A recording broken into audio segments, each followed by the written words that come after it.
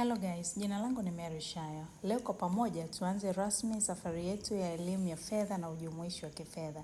Elimu ya fedha, yani financial literacy, ni uwezo wa kuelewa, kusimamia na kufanya maamuzi sahihi kuhusu matumizi, akiba, uwekezaji na mikopo, ili kufikia ustawi wa kifedha wa muda mfupi na wa muda mrefu.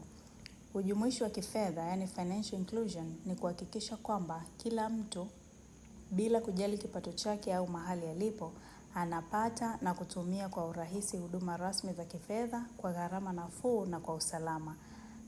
Lakini kabla hatujaanza kuangalia fursa za uwekezaji, ni muhimu kwanza tuangalie namna tunavyoshughulika na fedha zetu. Kwa sababu, unaweza kupata pesa nyingi, lakini siri kubwa haipo kwenye kiasi cha pesa unachopata, bali siri ipo kwenye matumizi. Matumizi yote si mabaya, wala mazuri moja kwa moja, kwa sababu watu hatufanani katika fikra na mazingira. Morgan Housel anasema, no one is crazy when it comes to money. Kila mtu hutumia pesa kulingana na historia, hofu na matarajio yake. Watu wengi wanafikiri kwamba uwekezaji au biashara hushindwa kwa sababu ya ukosefu wa fedha au taarifa. Lakini mara nyingi chanzo kikuu ni hofu, tamaa, shinikizo la jamii, kuamua kwa mhemko. Hali hii husababisha mtu kuanza biashara au uwekezaji bila uelewa wa kutosha. Lakini tunakutana tena na Eckhart Tolle kwenye kitabu chake cha The Power of Now. Anasema kwamba watu wengi huumia kwa kuishi kwenye yaliyopita na kuwaza sana kuhusu kesho, na wanasahau wakati uliopo, yani leo. Katika fedha, hali hii husababisha kujutia hasara za zamani, kuwa na hofu juu ya faida ya baadaye, na hatimaye kufanya maamuzi yasiyo sahihi ya kifedha. Nguvu ya kuishi sasa ina mchango gani kwenye uwekezaji? Ukifanya maamuzi ukiwa makini na wakati uliopo, utafanya maamuzi sahihi, wapi uweke pesa zako, utaelewa unachokifanya kabla ya kuwekeza. Hautafanya maamuzi kwa mhemko wakati soko lina kelele.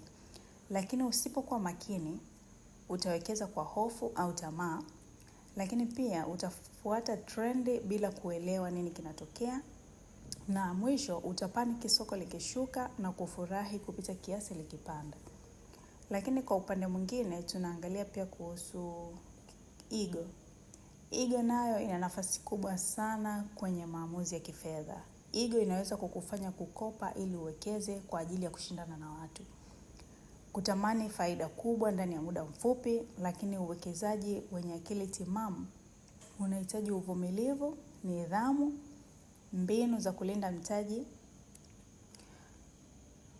Na pia ni kweli kwamba wakati mwingine mambo yasiyotarajiwa hutokea katika maisha, lakini uelewa wa unachokifanya hupunguza hatari ya kupoteza uwekezaji wako. Kwa kawaida, soko lenye afya hupanda na kushuka. Hata kwenye nyanya, kuna muda bei inapanda na kuna muda inashuka. Usipokuwa makini, unaweza kuuza mali ulioinunua kwa bei ya juu kwa hasara, au kununua mali kwa sababu wengine wananunua bila kuwa na uhitaji nayo. Lakini ukifanya maamuzi sahihi, unajipa muda wa uwekezaji wako ukue. Unaelewa kwamba kupanda na kushuka ni sehemu ya soko, na sio kwamba kila siku soko litapanda tu, ila kuna muda soko linashuka. Mwisho kabisa, Robert Kiyosaki kwenye kitabu chake cha Rich Dad Poor Dad anasema kwamba muda sahihi wa kuwekeza ilikuwa jana, lakini muda mwingine mzuri ni leo. Hivyo basi bado hatujachelewa, tunaweza kuanza kuwekeza leo.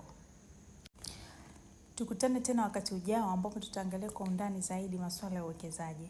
Tafadhali zingatia, maudhui haya ni kwa ajili ya elimu ya fedha na sio ushauri binafsi wa uwekezaji. Chao.